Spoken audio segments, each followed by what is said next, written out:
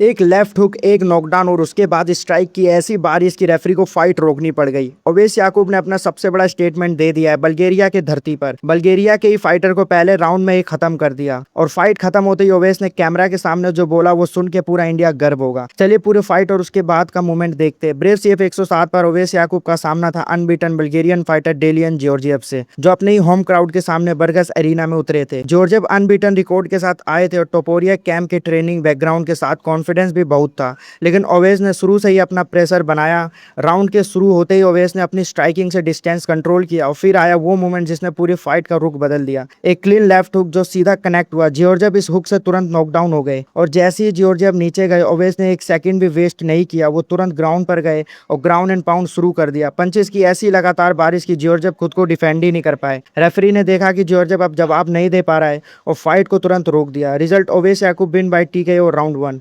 ये सिर्फ एक जीत नहीं है, ओवेस का तीसरा डोमिनेंट फिनिश है उनके लास्ट 3 फाइट में से, और इस बार उन्होंने ये किया एक अनबीटन ओपोनेंट के अगेंस्ट उसके ही घर में। लेकिन असली मूवमेंट फाइट खत्म होने के बाद आया। जीत के तुरंत बाद ओवेस ने माइक्रोफोन हाथ में लिया और सीधा ब्रेव सीएफ की तरफ मैसेज दिया। ओवेस ने कहा कि अब वो टाइटल शॉट चाहते हैं। उन्होंने डायरेक्टली ब्रेव सीएफ से मांगा कि मुझे टाइटल शॉट दो, और जो लाइन सबसे ज्यादा वायरल हो रही है वो यही है। ओवेस ने कहा था कि उनका गोल सिर्फ जीतना नहीं, उनका गोल है इंडिया के लिए बेल्ट लाना। ये स्टेटमेंट बहुत बड़ा है। अभी तक कोई इंडियन फाइटर ब्रेव सीएफ में वर्ल्ड टाइटल नहीं जीता, तो ये इंडियन एमएमए हिस्ट्री का एक नया चैप्टर होगा। ओवेस का ये कॉन्फिडेंस कोई ओवरनाइट चीज नहीं है। उनका रिकॉर्ड अब 5 फाइट कंटिन्यू डोमिनेंट फिनिशेस से भरा हुआ है और उनका बैकग्राउंड खबीब नुरमागोमेडोव के फादर अब्दुल मनाफ नुरमागोमेडोव की स्कूल से ट्रेनिंग इस कॉन्फिडेंस को जस्टिफाई करता है। इस जीत का मतलब सिर्फ एक रिकॉर्ड अपडेट नहीं रही। ओवेस ने ये प्रूफ कर दिया कि वो सिर्फ ग्राउंड गेम तक लिमिटेड नहीं है, उनकी स्ट्राइकिंग भी अब उतनी खतरनाक हो चुकी है। एक क्लीन लेफ्ट हुक से नॉकडाउन और फिर ग्राउंड फिनिश, ये कॉम्बिनेशन उनका एक कंप्लीट फाइटर बनाता है। जॉर्जियव जैसे फाइटर जो खुद इलिया टपोरिया कैंप से आते और अनबीटन थे,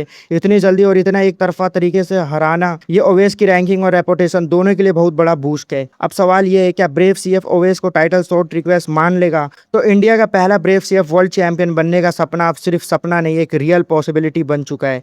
तो ये था ओवेस याकूब का डोमिनेंट राउंड 1 फिनिश और उसके बाद एक बड़ा स्टेटमेंट, इंडिया के लिए बेल्ट आने का वादा। आपको क्या लगता है, क्या ब्रेव सीएफ ओवेस को टाइटल शॉट देगा? कमेंट में जरूर बताइए। वीडियो पसंद आया तो लाइक कर दीजिए, चैनल को सब्सक्राइब कर लीजिए, बेल आइकन दबाना मत भूलना ताकि कोई भी अपडेट मिस ना हो। मिलता हूं अगली वीडियो में, जब तक के लिए वासी कॉम्बैट को सपोर्ट करते रहिए।